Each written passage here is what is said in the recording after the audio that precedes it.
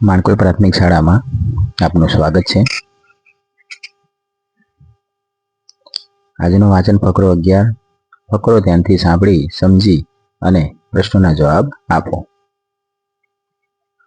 સમયની મૂડી તો દરેક પાસે સરખી જ હોય છે, પણ તેને ખર્ચવામાં તફાવત હોય છે।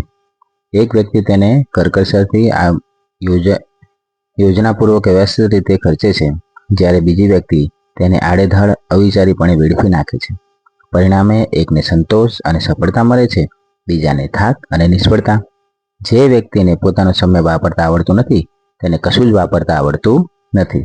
જો તમારી પાસે મર્યાદિત પ્રમાણમાં મૂડી હોય તો તેમાં થતી બચત એ જ કમાણી છે।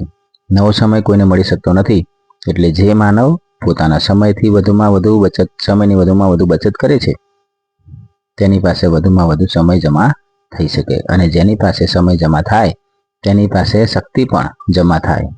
સમય શક્તિ ભેગા થાય એ પછી શું ન કરી શકે તે ધારે તે કરી શકે। પ્રશ્ન 1, કઈ વ્યક્તિને સંતોષ અને સફળતા મળતી નથી?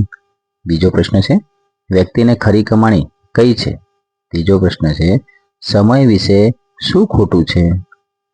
ચોથો, સમયને વેડફવાથી શું પ્રાપ્ત થાય છે?